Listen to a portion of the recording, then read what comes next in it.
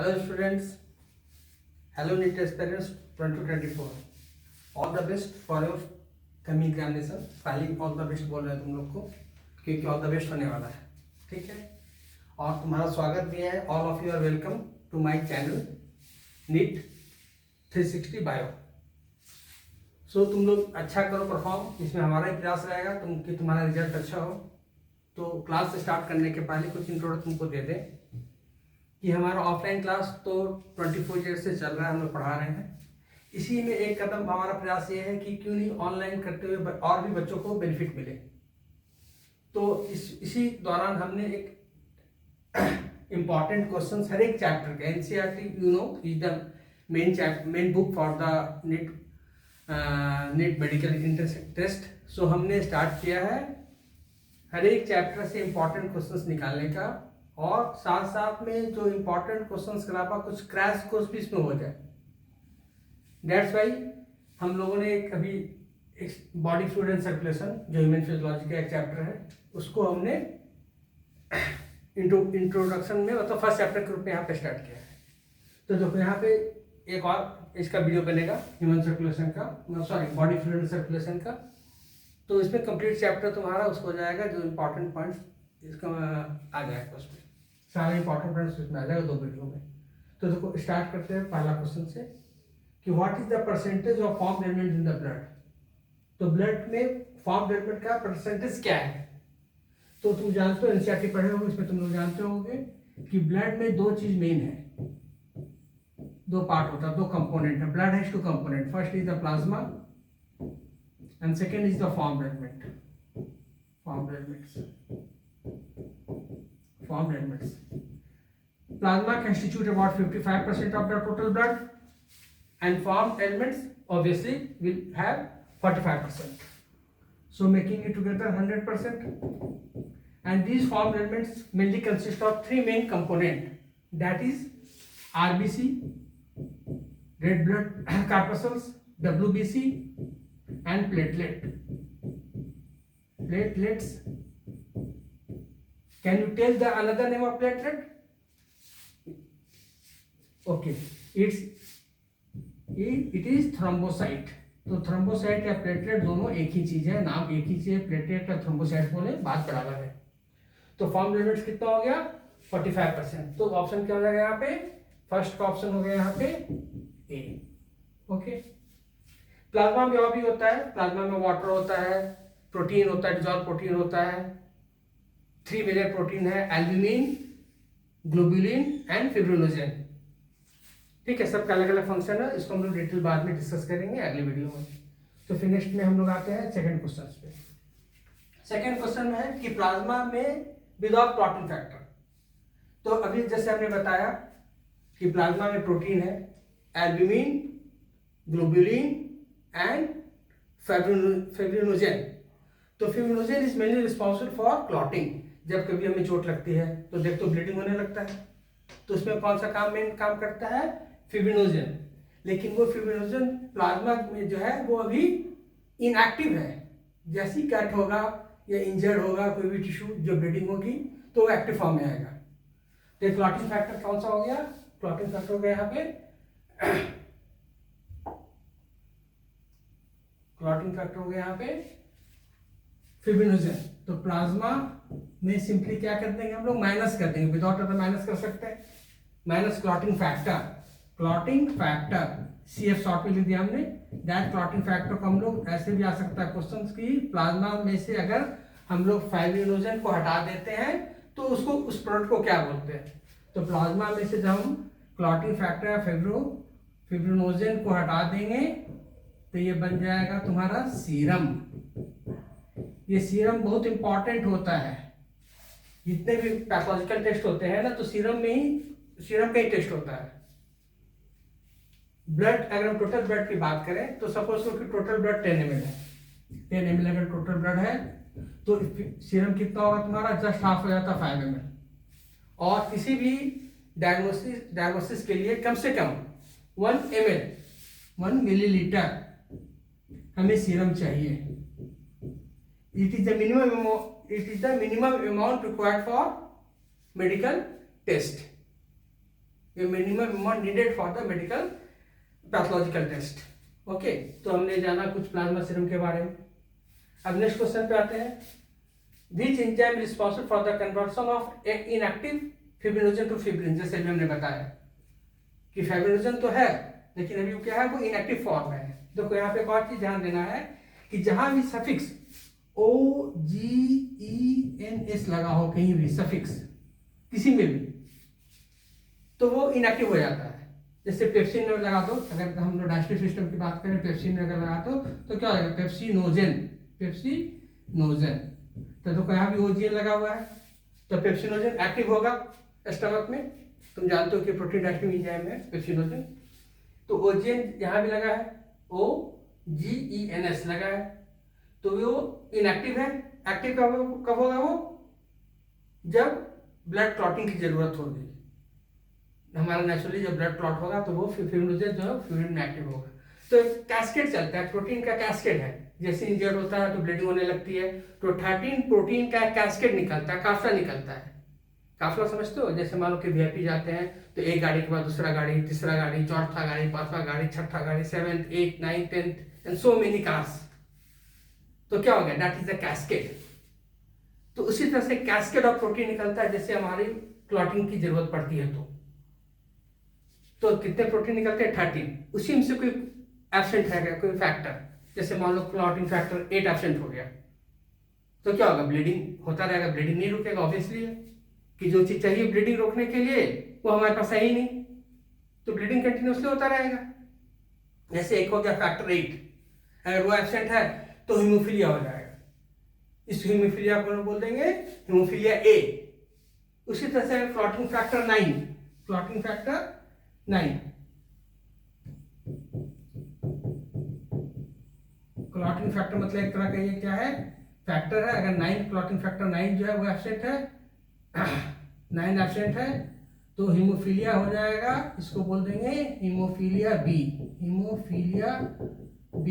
इसका एक और बहुत इंटरेस्टिंग नाम है, क्रिसमस डिजीज।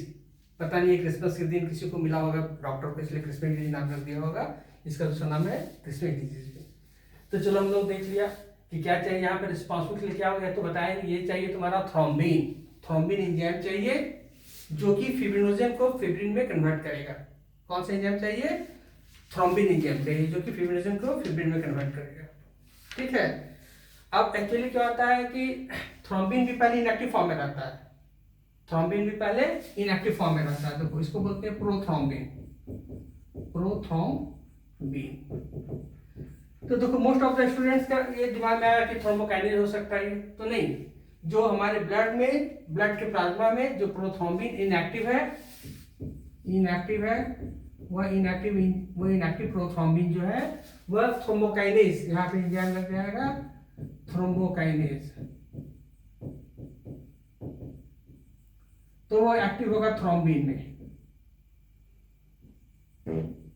में ये एक्टिव होगा।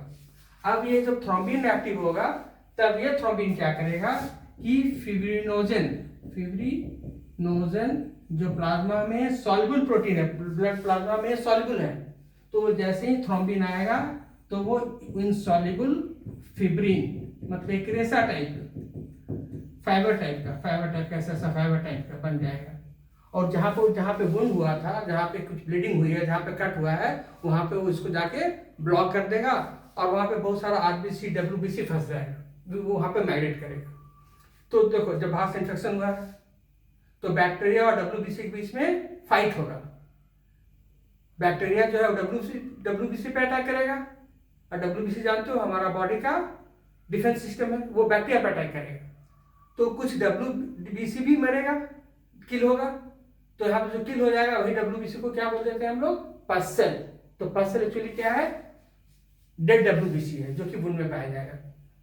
तो यहाँ पे एंजाइम कौन सा रिस्पॉन्सिबल हो गया, थ्रोम्बिन।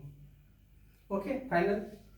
अब हम आते हैं नेक्स्ट क्वेश्चन 4th पे, जो कि नीट का है क्वेश्चन। ये भी नीट का क्वेश्चन था, 18 का है, 2021 का है। तो देखो यहाँ पे जस्ट कॉलम में पता है तुमको कि फिब्रिनोजन क्या करता है, ब्लड क्लॉटिंग। तो एक ऑप्शन क्या हो जाएगा बताओ, एक ऑप्शन हो जाएगा 2, ठीक है। ग्लोबुलिन है, ग्लोबुलिन क्या काम करेगा? डिफेंस मैकेनिज्म में। तो बी का ऑप्शन हो जाएगा 3। जैसे ये होता है इम्यूनिटी प्रोवाइड करता है, इसी को हम लोग इम्यूनोग्लोबुलिन बोल देते हैं बाद में। जो 12th में तुम लोग पढ़े भी होंगे, इम्यूनोग्लोबुलिन जो 5 तरह का होता है, IgA, IgG, ये सब। तो बी का 3 हो गया। और एल्ब्यूमिन क्या काम क्या है बताओ? सी का एल्ब्यूमिन जो उसका काम क्या है? वो है वाटर को रिटेन करता है।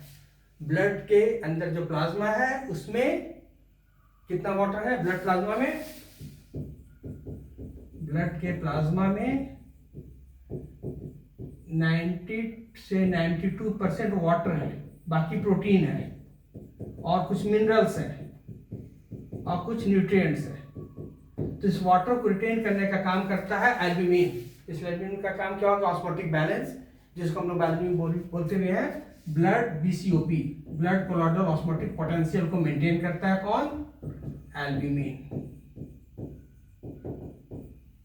तो सी का ऑप्शन क्या हो जाएगा? सी का ऑप्शन क्या हो गया? ए ऑस्मोटिक बैलेंस तो मिला ए का क्या है? 3 है। देखो पहला ऑप्शन आ गया तुम्हारा ए का 3। सबसे जो सिंपल क्वेश्चन रहता है नीट का, इतना सिंपल आसानी से कर सकते हो तुम लोग, इसमें कोई प्रॉब्लम नहीं होगी। ठीक है, नेक्स्ट जानते हैं हम लोग the most phagocytic white blood cells. White blood cells means WBC। Phagocytic means phagocytosis करना। फैगोसाइटोसिस मतलब सेल ईटिंग, मतलब खाना। अब पिनोसाइटोसिस का वर्ड होता है, इसका मतलब सेल ड्रिंकिंग। जैसे हम कुछ खाते हैं तो इसके ईटिंग बोलते हैं, और कुछ पीते हैं तो, जैसे पानी या पीते हैं तो ड्रिंक बोलते हैं, लेकिन कोई पीने को भी खाना बोलते हैं, पानी खाओ। ठीक है, तो वो पानी खाओ मतलब चलता है कि मतलब पीने को ही बोल रहे हैं, हम इसको समझ जाएंगे। ठीक है, जल खाओ, पानी नहीं जल खाओ। कोई ग्वालियर लोग यूज करते हैं जल खाओ। तो जल खाओ मीन्स ये खा नहीं रहे, दे आर ड्रिंकिंग वाटर। ठीक है, लेकिन जस्ट मतलब इनका एक बोलने का अपना स्टाइल है तो वो यूज करते हैं। तो अभी हम लोग क्या देख रहे हैं कि नेक्स्ट में कि फैगोसाइटिक सेल। तो WBC 5 तरह का होता है, पता तुम लोग को। First is the neutrophil, neutrophils, then lymphocytes. Lymphocytes भी अलग अलग तरह का होता है, बी लिम्फोसाइट्स और टी लिम्फोसाइट्स। अभी हम लोग छोड़ देते हैं इसको। नेक्स्ट हो जाता है तुम्हारा मोनोसाइट्स, मोनोसाइट्स, फिर न्यूट्रोफिल्स,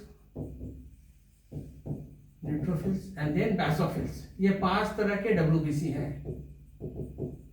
तो इसमें से ये 2 WBC फैगोसाइटोसिस करता है। मतलब मेवा पढ़े होगे तुम लोग कि जैसे कोई फूड आता है तो उधर जाता है और वो फॉल्स फूड बना लेता है, सूडोपोडिया।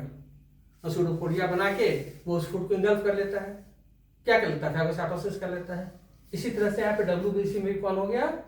मोनोसाइट और न्यूट्रोफिल। तो तुम इसको याद रखने के लिए हो सकता है तुम अल्फाबेट वाला लेटर याद रखो, MN याद रहेगा। अगर कहीं कंफ्यूजन हो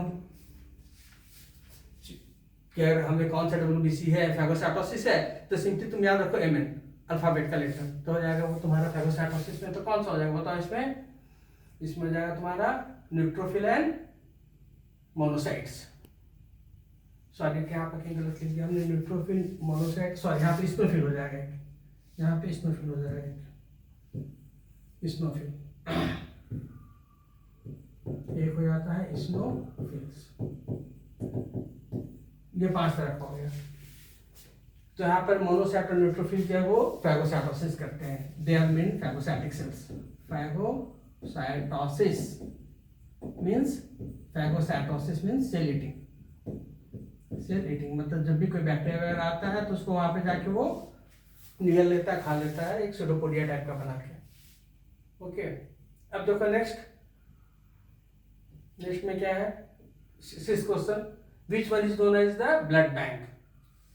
तो ब्लड बैंक मतलब हो गया कि ब्लड कहाँ बनता है? तो जनरली ब्लड हमारा बोन मैरो बनता है, लेकिन इमरजेंसी के दौरान स्प्लीन जो है वो भी ब्लड बैंक के रूप में काम करता है। तो अगर हम यहाँ पे ब्लड बैंक दिया है तो हम उसको ब्लड बैंक स्प्लीन को बोलेंगे, लेकिन बेटर ये होगा कि अगर हम बोले कि emergency, during emergency they produce blood, तो इमरजेंसी ब्लड बैंक या ब्लड बैंक भी बोल सकते हैं इसको। वो क्या है? स्प्लीन है। साथ साथ स्प्लीन जो है वहां पे क्या होता है?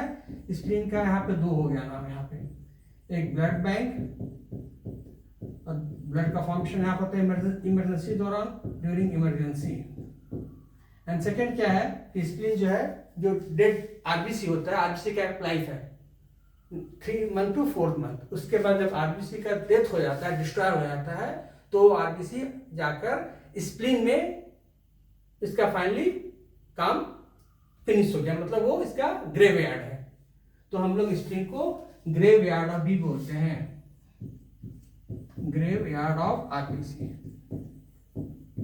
तो यहाँ पे स्प्लीन पे तुमको ध्यान देना है कि देखो अभी क्वेश्चन था हमने ब्लड बैंक के बारे में, लेकिन हमने एक एक्स्ट्रा पॉइंट बताया यहाँ पे कि स्प्लीन को हम लोग ग्रेव यार्ड ऑफ आरबीसी भी बोलते हैं। तो ये हो गया तुम्हारा स्प्लीन के बारे में, ठीक है। अब देखो क्या है, नेक्स्ट क्वेश्चन क्या है कि what is the amount of haemoglobin in every 100 ml of blood. अब देखो 100 ml की जगह यहाँ पे दे सकता है तुमको डेसीलीटर भी, DL, decilitre,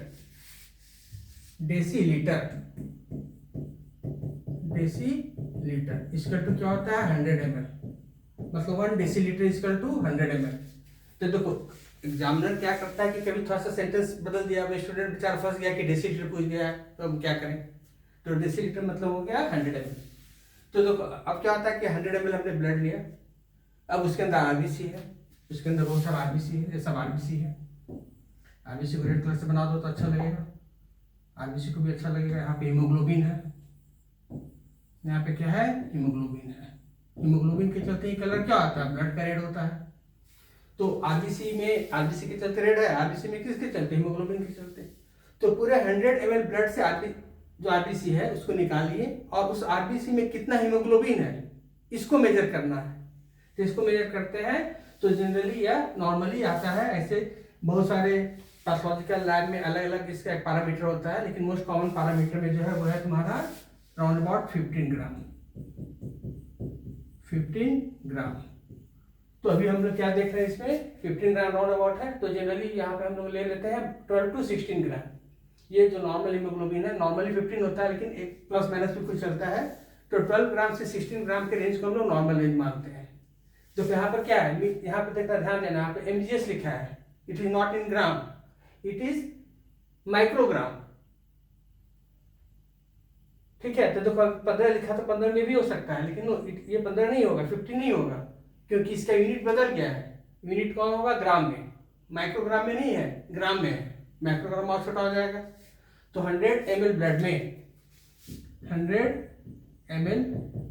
15 gram, not 15 mgs, ये नहीं होगा, 15 ग्राम होगा, 15 ग्राम हीमोग्लोबिन होगा। That's why the most nearest option is the 12 to 16 ग्राम। अब यही मान लो 15 ग्राम को हम लोग 100% बोलते हैं कि पूरा ब्लड है। अब यहाँ पे ब्लड कम हो गई, मान लो कि अगर 10 है, ठीक है, क्या है 10 है, किसी का हीमोग्लोबिन 10 है, तो तुमको क्या करना है कि 15 को हम लोग स्टैंडर्ड मान लिए। तो बहुत से बच्चे पहाड़ा जानते हैं, किसी को मान लो 7.5 है, तो क्या करना है 1.5 को हम लोग 10% मान लिए, तो 15 बचे 75, मतलब क्या हुआ 50% हीमोग्लोबिन है, इसको 80% ही निकल जाएगा। मान लो 10.5 है, तो 15 सतह 105, 105 मतलब हो गया 105 ग्राम नहीं, 105 का मतलब हो गया 10.5 ग्राम, मीन्स 70% हीमोग्लोबिन इस पर्सन को है, कितने ब्लड में, 100 ml ब्लड में। तो नॉर्मली अगर 12 है तो लोअर रेंज हो गया, एंड 15-16 है तो अपर रेंज में, मतलब ब्लड नॉर्मल है, मतलब इसको ब्लड की कमी नहीं है, मतलब एनीमिया नहीं है। ब्लड की कमी को हम लोग बोलते हैं एनीमिया, एनीमिया नहीं है। ओके, समझ जाओगे तुम लोग।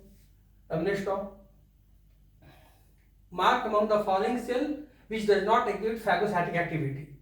तो अब देखो यहाँ पर थोड़ा सा फिर कंफ्यूजन होगा हल्का सा, कि हमने तो एमएन बोल दिया था, मोनोसाइट और न्यूट्रोफिल, ये तो फैगोसाइटिक सेल है, फैगोसाइटिक सेल है मोनोसाइट और न्यूट्रोफिल।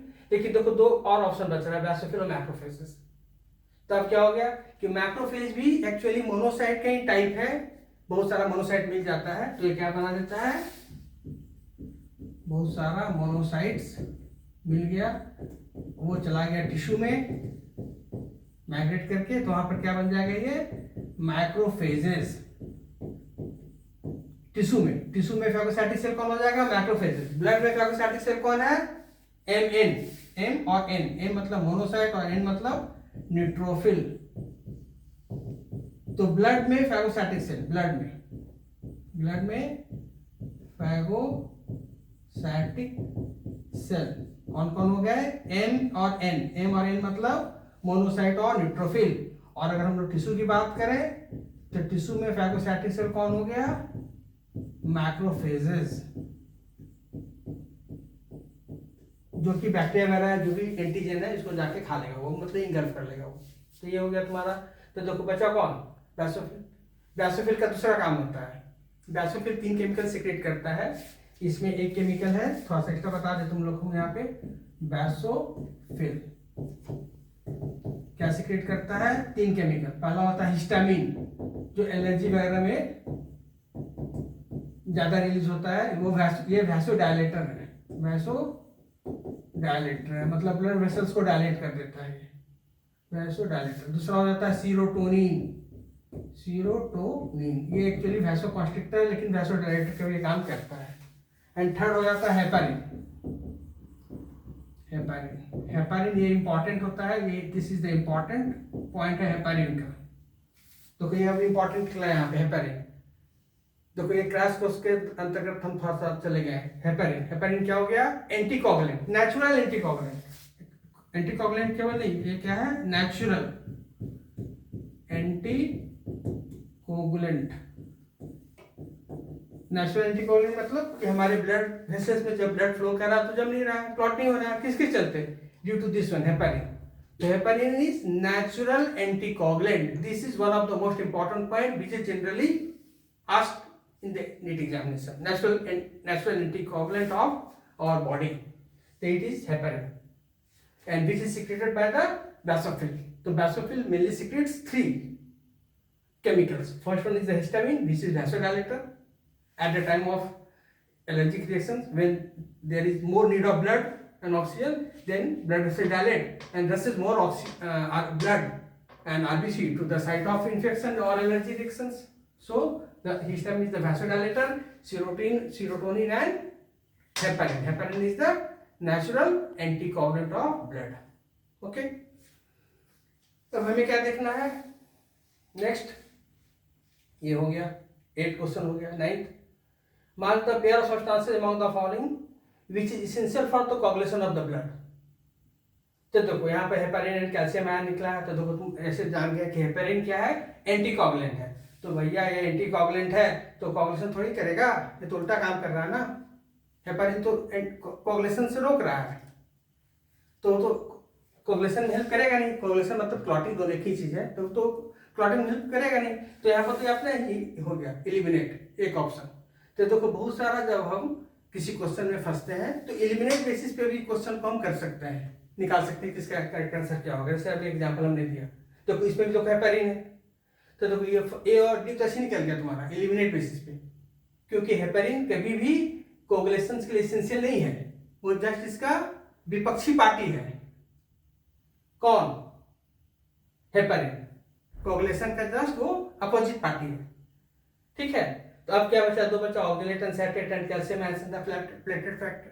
तो एक चीज है इंपॉर्टेंट है कि कैल्शियम आयन बहुत इंपॉर्टेंट रोल प्ले करता है ब्लड क्लॉटिंग में। ठीक है, तो देखो अब क्या बचा तुम्हारे पास, कैल्शियम आयन बचा, अब प्लेटलेट फैक्टर्स है। तो अब देखो क्या होता है कि जब कभी भी इंजर्ड होगा हमारा, कहीं चोट लगेगी तो क्या होगा, कभी भी चोट लगेगी तो यहाँ पे टिश्यू डैमेज होगा, टिश्यू डैमेज हुआ तो टिश्यू से कुछ निकला, इसको बोल देते हैं टिश्यू फैक्टर्स। अब यहाँ पर जब टिश्यू डैमेज हुआ तो थोड़ा ज्यादा डैमेज हो गया तो ब्लीडिंग होने लगा, तो ब्लीडिंग हुआ तो प्लेटलेट भी थोड़ा सा डिसइंटीग्रेट कर गया। तो जो डिसइंटीग्रेटेड प्लेटलेट है उससे भी कुछ केमिकल निकलता है, इसको हम लोग बोल देते हैं प्लेटलेट थ्रोम्बोप्लास्टिन। तो वो platelet thromboplastin is actually platelet factors. So correct option would be calcium and platelet factors. तो एक चीज याद रखना है कि calcium is also an important, calcium also plays important role in the clotting of blood, clotting of blood. तो देखो यहाँ पे 2 इंपॉर्टेंट पॉइंट बहुत निकल रहा है। पहला हेपारिन, जो मैं बार बार रिपीट कर रहा हूं, heparin is natural anticoagulant and calcium ion helps in the clotting of blood, that is another important point. 2 point important याद रखना है। अब देखो यहाँ पे कि reduction of which of the following form ailment result in clotting disorder leading to excessive loss of blood from the body।